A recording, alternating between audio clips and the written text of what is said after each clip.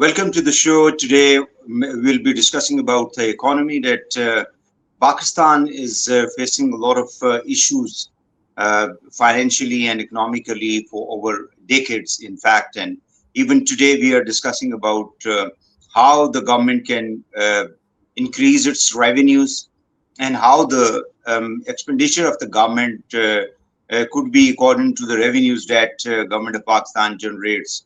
Um, Naturally, Pakistan is in a IMF program, and due to that program, there are a lot of conditionalities that the IMF has extended to Pakistan that the Pakistani government has to follow.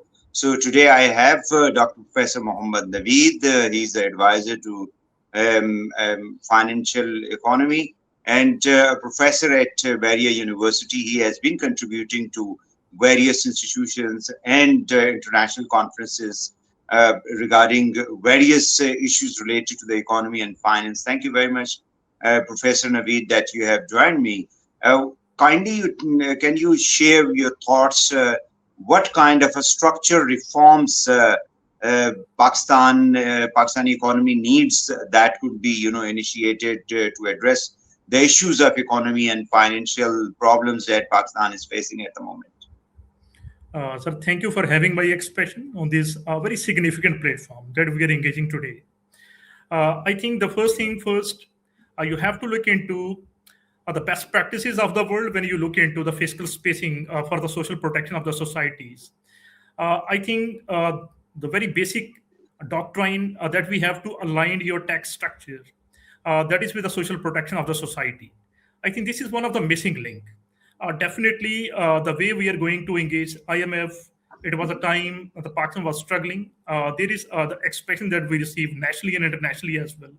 That Pakistan might face some financial shocks that we call the default. Definitely, from that point of view, IMF was more like the lender of last resort. We capitalize. If we have to see the positive side, what we receive, definitely remittance has improved over the period of time. We experience the Pakistan capital markets that has been more capitalized. And the most important thing, if you have to bring your eyes on the foreign exchange of Pakistan, I think over the last 2.5 years, Pakistan, we achieved the stability of the foreign exchange. So this is one of the agenda that we have to give credit to the IMF. That I use the word lender of last resort. But we have to look into what is the way forward. The way forward, if we are going to bring IMF as one of your, if I'm using the word, it's the arm twister for Pakistan. IMF not is the arm twister. I think we have to bring the reforms. The reforms are more associated what kind of growth Pakistan want to achieve. So we have to learn the lesson today. Pakistan is going to bring the facilitation. This facilitation going to bring your fiscal space that is more sustainable in the long run. So then definitely we have to look into the fiscal, the eye of your economy that is from the long-term perspective. 5, 6 areas. Once again, you have to look into. This is one of the packing order for the society, not only for the Pakistan, for any economy of the world. You have to look into the first, the most significant point where we have to bring your first string. Over the period of time, Pakistan still remained very much focused on the current account. I think only one time in the history we can see the surplus of your current account. Your balance of payment is not only associated with the current account. Current account can give you the more eye towards the remittance, more eye towards the unilateral nature of transactions. You can have the foreign remittance, you can have the foreign support as well. But if you have to bring the reforms in your system could be more reformed with the capital account. I think capital account is one of the significant area we have to bring more focus. Capital account is associated with the foreign direct investment. Capital account is associated with how we are going to increase the playbook of your economy, your economic developments. They're associated. So I think it's the right time for Pakistan. If you have to bring the reforms, so your reform should not be in the short run. You have to bring the reforms. They are more associated. How we are going to bring the turnaround in the economic system. From the consumption penetrating budget, we have to move more towards we have to increase the capacity of your production side.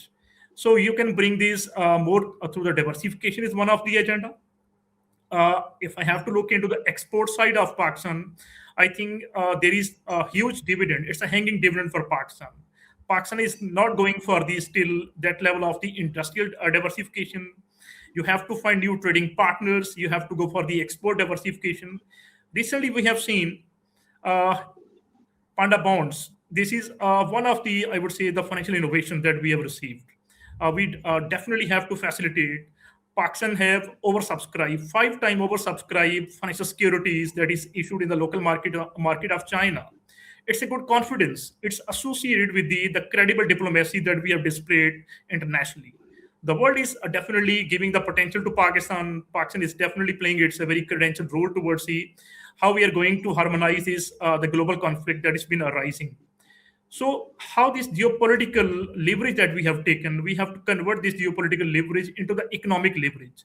So now the ball is moving towards how we are going to bring the geo-economic eye. So geo-economic eye that brings a turnaround. So diversification, from my point, it's one of the strong area. You have to bring a more export intensive valued. Uh, 50,000 graduates, if I am not wrong, Pakistan producing every year. 50,000 is a big number. If you have to bring your eyes, I think we have to go with the value intensive exports. So this is one of the turnaround sustainable. At the same time, definitely we have to put more efforts. We are going to fund the new trading partners. But Pakistan, without having diversification of the trading partners, without having the diversification of the, I would say, your industry, Pakistan might struggle in the future as well. So it's a right opportunity for Pakistan if Pakistan taking this crisis positively, and we are going to bring a sustainable budget that is not having a short-term eye, that is more sustainability. Okay. Dr. Naveed, you have pointed out very important points that are related to our economy, especially. And one by one, we will focus on certain issues. One is that most of the time, not only IMF but other international financial institutions, they have been advising Pakistan, the government of Pakistan, that they should, increase tax to GDP. And naturally, every government tries to increase, the revenues.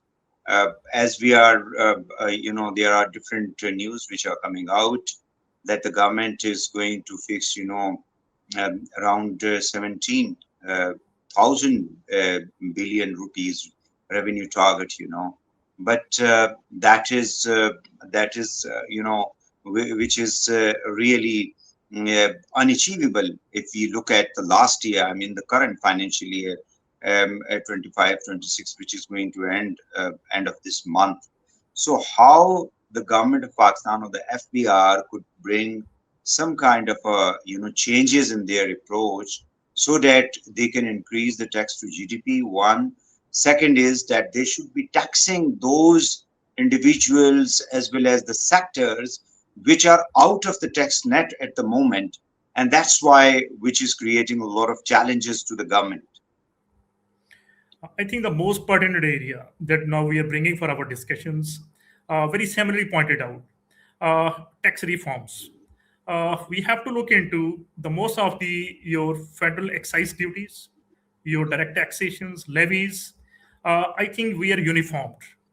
If you have to see the world best practices, you have to bring your tax architect that is directly associated with a tiered model. So now, a day before, we also have a sectoral level meeting with the food minister. We are bringing the same thoughts. Can Pakistan afford? Can we go with a tier-based tax structure where we are going to directly protect the common man? I think this is one of the area where I think we have to revisit your uniform way of taxation. So I think uniform way of taxation is not relative. It means we are going to tax every segment of the industry that is equality. So we have to bring the tier base a structure for the taxation. For instance, I was looking into the tax reform that has been taken by the Thailand. It's a very close example to Pakistan.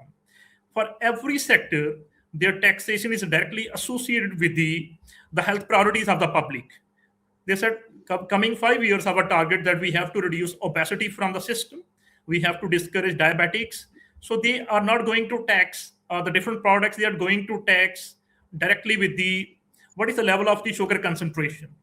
If your products, for instance, the beverage that is being carrying the more content of the sugar coated, so then they're going to tax you high.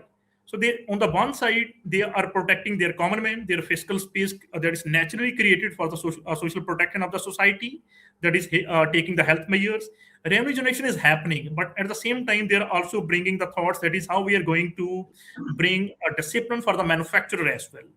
Okay, now coming towards the issues, they are more pertinent with the Pakistan.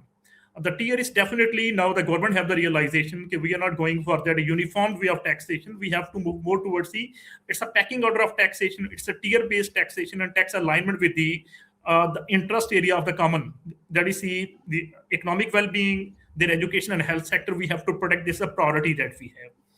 Okay, now if you recall, since FATF, I think Pakistan still is not very successful towards the reforms. Pakistan is definitely, you have to look into documentation. That is the biggest challenge that is being associated with the Pakistan. Retail sector adding a 21% contribution in the economy of Pakistan.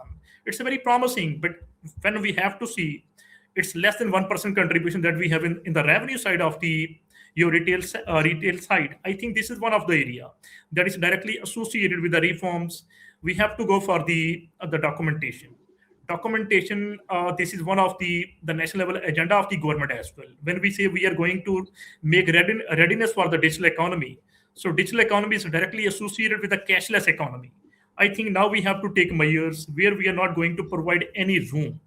So tax reforms are directly associated with your disclosures. They are associated with the documentation. So documentation. Okay, Dr. Naveed, sorry to interrupt you. We have been hearing about reforms over the years, since maybe 20, 25 years back, when late John Musharraf was in power. And we have seen that Shaukat Aziz came as a finance minister. And at that time as well, World Bank as well as IMF, they funded to bring certain reforms, structural reforms in our, tax system.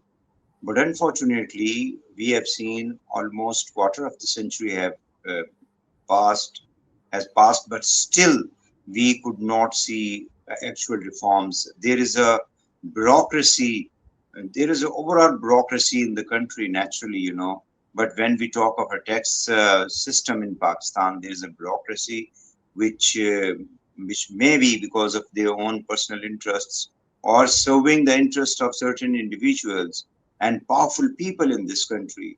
They don't want to bring any change, including maybe one part, but including the corruption which goes on in the institution. So in that circumstances, how we can bring or expect any kind of a change or a reform that we are talking about? I think it's a reality check. Quite unfortunate.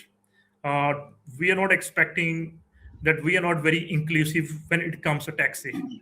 If I want to be more expressive, I think if I am the honest taxpayer, so this system would treat me like the punishment. So this tax punishment is definitely coming around all those taxpayers. They are more honest. So the world best practices, they are definitely their opposite. They are protecting more the people, your businessmen, economic acumen that is more compliant with the regulations. There is no second thought. This is one of the compliance issue, I would say. Okay, now how it could be possible? A day before, we have a very thoughtful discourse with the FPR. FPR is not coming to bring these tax reforms that is bringing more taxation. Almost 20% uniforms, federal excise duties are there, levies are there, and 18% GST, almost 40% taxation. If we are going to have this economic prone, so this economic prone is definitely would never give me the fiscal space as a common man. So I would say the more we have to bring the realization. This realization is associated on the one side with the re-architect. You have to re-architect your tax system. And this tax system could be only bring the re-architecture if we are going to bring the integration. Why the governments over the years, they have been failing to successfully implement any kind of a plan to bring a reforms, and increase the tax to GDP in this country? Agree with you. I think SAFC Special Investment Facilitation Council that was formed in 23. That was with only one mandate, that how we are going to bring the harmonization of the policies. I think sometime I feel what we are lacking here, you have to bring the reforms that is through some facilitation council. And this facilitation council, on the one side, they're going to have a very close eye on the debt management framework of your economy, but at the same time, they are going to have the implementation of the tax reforms. Otherwise, what you said earlier, definitely we are going to have the more expression, and this expression is definitely would your economic cost. And this economic cost is definitely that is not inclusive. In other words, giving more protection to the negotiators, this system would give more protection to the litigators, and definitely more protection to the tax savers. Tax escape we have to avoid, and it's a holistic efforts are required. Is definitely, it's not just coming through the short-term oriented approach. We have to be more sustainable. How we can bring foreign investment into this country? Foreign direct investment directly associated with your political harmony. So political stabilization, political harmony, I think this sentiment is more important. SAFC is definitely playing its significant role. We have a certain level of these fragmentation that we have removed, but it's a continuous process. If we are going to, Pakistan has become the graveyard of policies. So we don't need policies anymore. We need taxonomies. So if we are coming with the facilitation of the taxonomies, and these taxonomies is definitely converting this geopolitical advantage that we have taken in the form of a very credible diplomacy. Now it's the right time we have to convert this credible diplomacy into the economic turnaround. So it's possible with the facilitation council. If we move forward, we definitely bring free trade agreements, B2B. We have to go towards even these knowledge economy sharing programs. End of the day, everything is associated with the political harmony. So I think diversity is not only the name of gender, what we have learned. The diversity is also, you have to look into your political diversity. You have to definitely bring harmonization. If Pakistan is coming forward as a mediator for the peace agreement for the entire global economies, so why not Pakistan is also coming forward? We have to bring the peace internally. So why do you think that since we have this kind of confidence by the international community on the current leadership of Pakistan, how that could be translated into a direct, foreign investment into these countries, and those sectors which are very important or which have, a lot of potential in this country, especially agriculture. It's an agro-based economy still. And then we can have an investment into the IT sector or AI sectors. How we can, and then we also need to, bring innovation to our existing industries, maybe the large-scale industries or the medium-scale industries or small-scale industries, which can contribute. How we can do that? Definitely, it's a bit challenging at the moment, but you have to develop your capacity. Opportunity would never come if you don't have a capacity. On the one side, you have to develop your capacity, and this capacity is definitely bring the capitalizations. The 5 areas you have to bring definitely more export oriented. I said earlier, IT is definitely, it should be the most value intensive, financial technology, data mining. In the same way, you definitely have to move forward towards the tourism and the service side, the service industry. This is, I think, one of the areas we have to reorient. And if we are going to bring the reforms, and these reforms is definitely coming with a free to free agreements. We are not definitely now having that amount of the international tariffs. That is a very unconventional episode we have received from the America, reciprocal taxes. I think Pakistan is not having that impact of the reciprocal taxes. Now we have the diplomatic credibility as well. So I think it's the opportunity for Pakistan, but we have to bring this facilitation that is coming through this a very collective, stakeholders oriented approach. Sitting Okay, inside. Dr. Naveed, sorry to interrupt you. We are short of time. Just tell me that, most of the time even in this discussion, we have been talking about the foreign direct investment into this country. We want to invite, the foreign investors to come into Pakistan. But we have seen that over the years, our leaders, especially those who are in the power, their own money and their investment is into the into foreign countries. Their assets are in foreign banks. So naturally, the international community, the people, they might be thinking that those people who are inviting us, why they don't bring their own money back to Pakistan? Why their billion of dollars are, they are in foreign banks, maybe the Swiss banks or other banks. Their own investments is either in Dubai or in the European countries. So do you think in such a circumstances and situation where the money of the leadership is abroad, can they invite other people to come and invest into Pakistan? I think my expression coming more towards a flawed intentions. I think we are not adding the reflection of your expression to the public, that is a custodianship. If you have to naturally bring a sustainable custodianship, so we are going to avoid a flawed intention. So definitely, public is having the lack of confidence, and this lack of confidence is one of the reason you can see what we have experienced. One of the biggest skill diaspora that is being compromised, and now definitely Pakistan among those economies. We have more representation of your potential skill diaspora that represent Pakistan internationally, but we are losing a skill set on the one side. On the other side is definitely the potential of your local manufacturer is also definitely having a lack of confidence. And same is definitely when we are seeking a potential foreign direct investment. So we have to avoid this a flawed. I'm using the word; it's a bit heavy word. Our expression are flawed. I think we have to bring this harmony, and this harmony is definitely associated where we are going to have the ownership. So ownership is definitely starting from me. If the leadership is coming with the integrity, with the credibility, is coming with the expression, this expression is more sustainable. So definitely it would give you the sentiment of the stakeholder from the business side, from the public, and definitely the tax acumen is would associated with your policies as well. Agree with you.